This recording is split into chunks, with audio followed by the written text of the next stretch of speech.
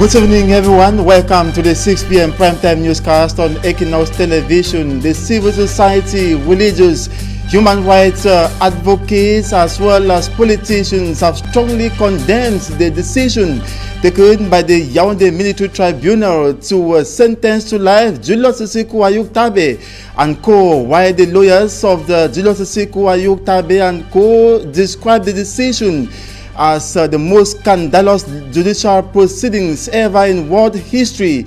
Jean-Jacques Ekindi of the movement for the Progressive Movement Opposition Political Party, he says the military tribunal rendered, or rather committed, a big blunder, and that the situation will rather worsen in the two English-speaking regions of the country hit by an armed conflict.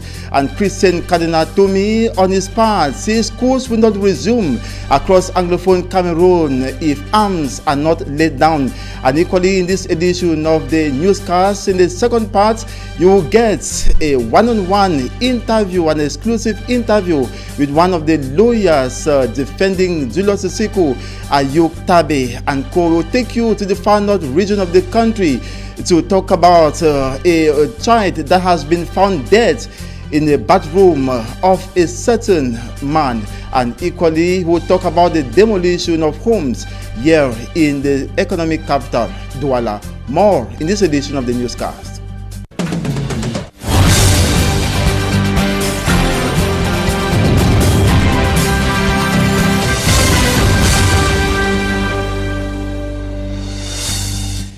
Good evening once more. Thanks for joining us in this edition of the 6 p.m. primetime newscast on EQUINOXE television. The civil society, religious, human rights advocates, as well as politicians have strongly condemned the decision of the military tribunal in Yaoundé to sentence to life Julius Siku Ayuk Tabe and co.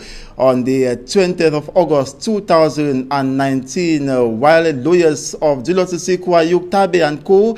described the decision taken by the Yaoundé Military Tribunal as the most scandalous judicial proceedings ever in world history. Jean-Jacques Ekindi of the Progressive Movement Opposition Political Party says it is a big blunder committed so far by the military courts, and that it will rather aggravate the armed conflict in the northwest and southwest regions of Cameroon. He was speaking during a press conference in Douala to announce a meeting that will group politicians as well as civil society, religious, and equally politicians to announce or chart way out of the Anglophone crisis.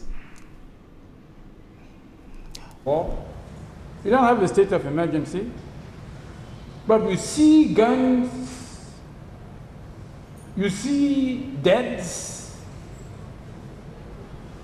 You cannot. And if we reconsider Ayuk Tabe and his mates, you cannot deny that they are led by their convictions in a new social order. But I believe that sooner or later, we shall come to the end of it. We shall come to the end of it. And as the Cardinal said, it's incoherent. Because to pay 250 billions, I don't know, I really don't know what was there, because you do not have a frame, a program, a predefinite tax amount. It's just the conviction of the judges. And how can we imagine that a judge can condemn somebody to such an amount of money? Really, this is, and as Cardinal said, you put the man in jail and you ask him to pay such an amount of money. Well, anyway, I believe that, frankly, this is a political decision. They used laws but they decided according to politics. And this is why all this will be wiped out when the political problem will be solved. Never forget that you can go forward, but at the same time you can go backward. And we want to go forward. And we believe that going forward, the condemnation of Ayuk and his prison mates will be alleviated. And according to Christian Cardinal Tomi, the decision taken by the Yaoundé Military Tribunal to sentence to life Julius Seko Ayuk and 9 other Amazonian leaders will rather aggravate the situation in the northwest and southwest regions of the country. He noted to the press that schools will not resume until arms are laid. We have said that the government has a very important role to play. If there is no peace, there will be no going to school. That is to say, if guns do not stop being fired, there will be no going to school. This is a conviction I hold very strongly. Peace is capital for going back to school. When I say arms should be laid down, faut que les armes s'éteignent. I do not mean that the army should abandon arms. The word army comes from arms. We cannot imagine an army without arms. But they should keep arms waiting for the use, for the time when the arms will be used for defending us. And these boys in the forest should also stop firing to anybody, firing at anybody. So we cannot imagine an army without arms, but we can imagine Amba boys without arms. So therefore, we should insist in season and out of season the laying down of arms by everybody. By the army where arms should be laid, and by these young fellows in the bushes and in the forest. Otherwise, there will be no school going, in my own conviction, because what has gripped us in Cameroon as a whole is fear. Everybody is afraid. Everybody. So we plead with those who are governing us to bring the army back home, and their home is the barracks, and that those as children, our brothers, your brothers in the forest, should keep their arms for hunting and dancing. As some city dwellers in Boya, chief town of the southwestern region of the country, have described the verdict of the Yaoundé Military Tribunal as terrible. Few days to back to school. Take a listen to some of them.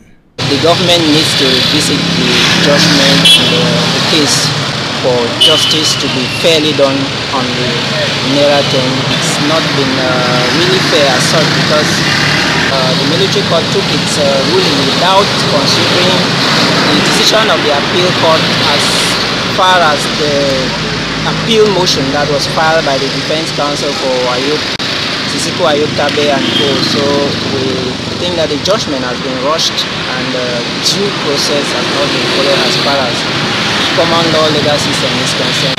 that first move, breaking suppressing us of the kind that we have never been expecting.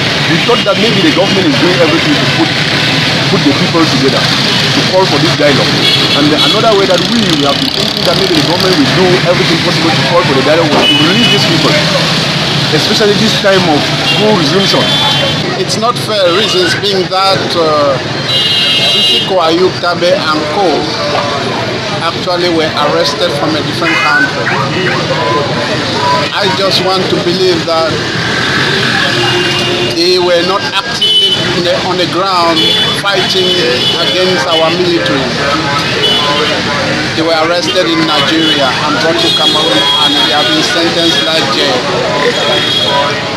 If they were that they were on the ground shooting and killing people, then I would hear and accept that. But since I find them not guilty for any murder or treason, I just know what they are vindicating is something that they have to sit down and talk. And regarding the life sentencing of Julius EQUINOXE and the other 9 Amazonian leaders, human rights advocates have equally been reacting. The president of the Center for Human Rights and Democracy in Africa, Barrister Agbo Bala, in a statement says the sentencing of Siseko and co to life imprisonment is an affront to due process and also the rule of law. That's the right to fair trial is a fundamental human right. Also, that the sham process is a reflection of the sham management of the country, and to the CRM, that's the Cameroon Renaissance Movement opposition political party of Professor Maurice Kamto and allies, the regime's decision might not help peace return in Cameroon. On the other hand, the United Socialist Democratic Party, USDP, with its allied political movements at home and abroad, condemned the sentencing of Siseko Ayuk and co to life imprisonment. USDP of Prince Ekoso believes such a decision is an affront due to due process, and which will inflame the socio-political impasse in the 2 English-speaking regions of the country.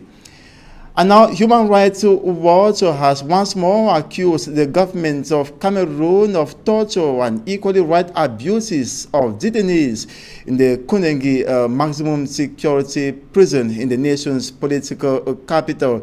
The human rights group equally says 100 inmates were extracted out of Kunengi and tortured. That's between July 23rd to August the 4th, 2019. For me, Armstrong Sander read through the recent reports of Human Rights Watch and compiled this report.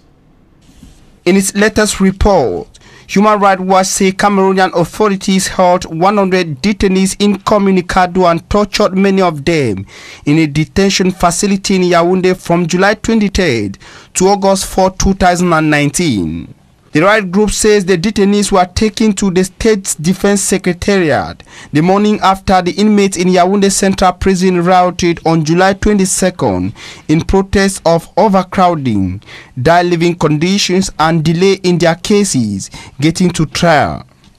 Human Rights Watch say many were in detention on suspicions of being involved with or supporting armed separatist groups operating in the northwest and southwest regions, and established that at least 100 of the prisoners were taken to said and majority of them had their whereabouts unknown for a long period. The right group indicated to have interviewed 14 detainees who said they were tortured at said, beaten with various objects including wooden sticks, planks, electric cables, machete and guns.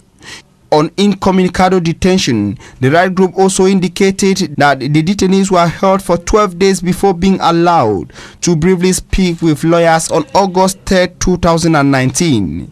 Human Rights Watch group regrets that detention conditions at said are appalling, with poor hygiene and sanitation and lack of appropriate medical care. The detainees, they say, also suffer overcrowding, inadequate and insufficient food, and no access to some basic social needs. Human Rights Watch group in this report indicated that they tried severally without success to speak with government authorities. The government of Cameroon, it should be recalled, in many cases has denounced reports of Human Rights Watch concerning the situation of human rights in Cameroon. And a 3-year-old child by name Oman has been discovered lifeless in a certain Mr. Abdul's toilet in the Ngabije Pays neighborhoods within the Garwa 1 council area in the north region of the country. What actually happened? It is answered in this report compiled by Hemino Luga. The horror movie was witnessed at the Ngabije Pays neighborhood in Garwa, north region of the country. Usman, a 3-year-old child, is said to have been brutally raped then killed. The mortal remains of the child could only be discovered 24 hours after the men of the underworld made away with the child's genital parts. The deceased was only discovered abandoned in a certain Mr. Abdul's toilet after thorough search. Out of control, the dwellers of the neighborhood lynched the accused Mr. Abdul and his wife, who could only be saved after the intervention of the forces of law and order alongside the divisional officer of the Garwa 1 council area. According to the locals, the accused Mr. Abdul and his wife are not in their first devilish act, and to avoid future acts of this sort, they have been chased out of the neighborhood. L'enfant est perdu là. On a cherché partout, même dans le fouillis, dans la pluie, partout. Ce n'est pas la première fois, c'est un criminel de naissance. Donc c'est son habitude de faire ça. On les a chassés depuis l'opéré. À cause de ces genres de choses, le gouvernement a laissé. The case is actually being investigated upon by the forces of law and order. And on to Talking Point gets the one-on-one interview between Equinox journalist Babla Jonathan and one of the lawyers defending Julius Siseko Ayuk Tabe, who was reacting. That was after the life sentencing of their client Julius Siseko Ayuk Tabe and co.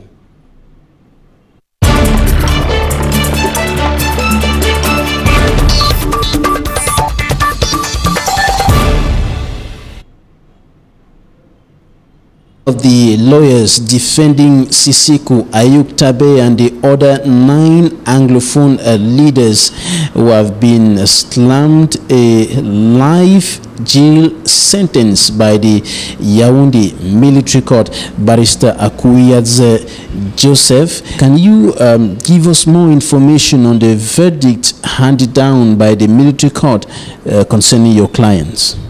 The court found them guilty on all the charges except in one of the charges, which was non-possession of ID card, that one of them, Tassan Wilfred, was not found guilty. So all the other members of all the other accused persons, all the other accused persons were found guilty, and they were all sentenced to life imprisonment.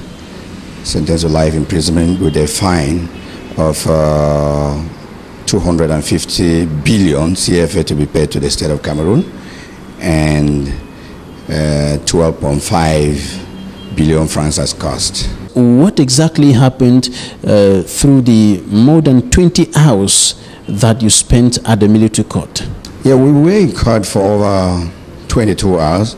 We went to court yesterday, the 19th of August 2019. We went to court at 9 a.m. and we were there. The judges and the prosecution, they kept us waiting from that time till about 2 o'clock when the court started sitting. And when the court started sitting, our clients who had believed that they were not going to have justice in that court had decided to recuse the president of the court. And by virtue of section 591 of the Criminal Procedure Code, once that procedure is put in place, once an accused person feels that he will not have justice in a court and recuses a judge, that judge has to just hands off the matter as required by section 598 of the Criminal Procedure Code. And of course, the recusal letter was duly filed with the President of the Court of Appeal of the Central Region as required by law, and duly served on him as required by Section 594 sub 2 of the same code. But then, in normal circumstances, as I say, the judge was supposed to hands off. He had nothing to do apart from just adjourn the matter until the President of the Court of Appeal takes a decision on the said recusal. But what happened? He decided to be a judge in his own cause, because when you are recused, it means that you are now a party in the recusal. He decided to be a judge in his own cause, and decided to shelve aside the recusal to say, oh, I'm going to proceed notwithstanding the recusal. So that is really a travesty of justice, and it is unheard of that we here, Cameroon is a state of law, but what we see every day is a charade of law application. So there is no doubt that injustice, gross injustice, has been done to our clients, because, you know, there's a cardinal principle in law that justice must not only be done, but should be seen to be done. And it is better, it's a principle equally in law, that it's better to set free 100 prisoners than to convict one innocent person. And when you look at what happened when the court decided to rush through the trial, out of this over 70 witnesses, the list of witnesses that we were given, they decided to call just 4 witnesses. Well, that is still okay, that is their right.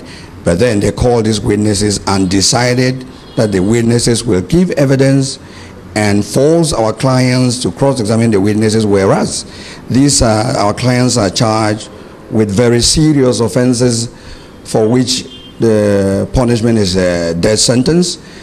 And common sense and the law demanded that at the time we had decided, all the lawyers of the accused persons, we decided that we are not going to lend credence to the illegality, so we withdrew individually.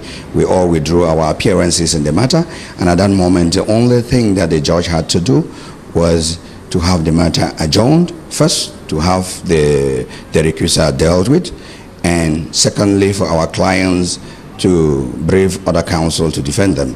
But he decided to ignore and went ahead with what they call a trial, which was actually a shame. And I make bold to say that Cameroon needs to be ashamed, because when you have a system where the judiciary is not independent, everything is going to fail. When the judiciary is not independent, there's no rule of law, there is bound to be the corruption, there's chaos, and it leads to a failed state. Because when there is bad governance, because of the bad laws, it leads to a failed state. What next after this verdict handed down by the military court? Are you going to appeal? It is obvious that we're going to appeal. We have 10 days to do that. When we would have consulted with our clients, then we will advise ourselves and advise our clients accordingly. Because it could be interesting for you to know that they are still our clients, because the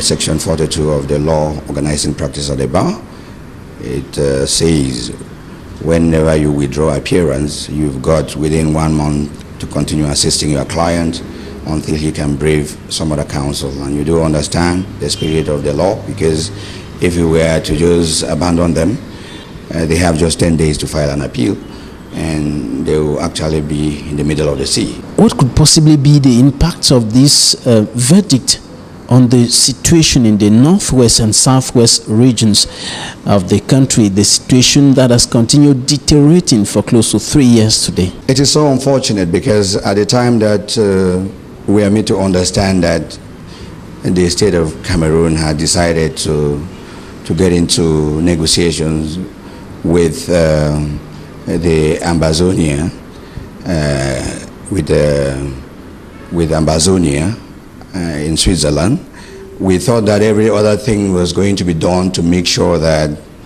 there is calm, and we were looking forward to a situation where the president could come out, the same Mr. Paul Biya who declared war on people he would like to call his brothers and sisters of the northwest and southwest regions of Cameroon. We were looking forward to a situation where he was going to call for a ceasefire, which means the military and the secessionists and the Amber Boys are going to drop their weapons in order for their agenda, which they very much like to foster. I'm talking about going back to school. We thought that that is what was going to be done, but the way the trial was conducted, in fact, justice was not seen to have been done. So in that way, we can only expect the worst in the days ahead, because I cannot be heard to be thinking to anybody to dream that things are going to get better. I think that things are going to get worse. This verdict is coming after the American Congress called for the release of the detainees. What do you think about international reaction to this verdict? There have been several calls coming from international NGOs, coming from international institutions for the release of the detainees, but this has not been accepted by the Yaoundé administration or by the judiciary that has decided to slam them a life jail sentence. I think that we all know, as you should know, that the government of Cameroon has always been very insensitive to those type of issues, and they're very insensitive to issues that can bring peace whenever they are faced with any crisis. And I think that to qualify the government of Cameroon as being a stubborn government will not be overdoing it. I think that it is very true that if we look at the history of this crisis, how it started, they started bringing cosmetic solutions until the thing could not work, and the international community have set in to say, please release these people so that there should be peace in the country. Because when you're talking about peace, you should be ready to compromise. You should talk about compromise. When I hear the government saying, okay, the Amber Boys should drop their weapons, I don't understand. Because when there are two parties that are warring, it is normal that there is ceasefire. There is a state of war. I am surprised that some people say there is no war, because it is war. The administration is not functioning in the northwest and southwest regions the way it's supposed to function. So I see that the Amber Boys have command of a greater portion. I can talk of the northwest region, a greater portion of the northwest region, and there is no pretending about that. So when they start bringing cosmetic solutions like, okay, let the kids go back to school, they started it 2 years ago, last year is the same thing they are doing. So they do the same thing, the wrong thing, and they expect doing the wrong thing over and over and over, and they expect to have different results. So the international community, many NGOs, they have said, please release these people so that they can be an avenue for us to have peace, in order that, since you need very much the children should go back to school, we equally want our children to go back to school, because personally I prefer to have an illiterate child than to have a dead child who has a PhD. So I think that security of everybody is primordial, and there is no pretending about it, and the government of Cameroon keeps pretending. You see, the governor of the northwest region, he wants to go to Nkambe, he gets in an armored car. He wants to go to Mbengwe, he gets into an armored car. Are the students and the teachers going to go to school in armored cars? So that is the problem, and you can see and admit with me that the government of Cameroon is a very stubborn government, which is very insensitive and cannot even tackle its own problems. They don't know that war is very expensive, even though I know the war is business. Many people are feeling fat on the war because there is a big budget, and somewhere along the line there are people who are interested in the war continuing ad infinitum so that they can continue lining their bank accounts. But then let us not forget that at the end of the day there is a supreme being who is going to judge all of us. One last word before we go. Well, I can only say that it is unfortunate. It is unfortunate that at this time, when people think that we should be building bridges, we are instead burning the few bridges that we still have. And I don't think that it's going to profit anybody if the situation that we have at the moment continues to to get worse, as we know that from what has happened to our clients, there is every indication that things are going to get worse. And just to prove that the state of Cameroon, the government of Cameroon, they are not really serious with their indication that they are ready for dialogue. I think that the use of the word dialogue that they say they are ready for is just a smoke screen to further their agenda, which can only be evil. That was Barrister Akuyadze Joseph, one of the lawyers defending Sisiku Ayuktabe and the other 9 Anglophone leaders detained at the Kondingi Maximum Security Prison in Cameroon's political capital, Yaoundé.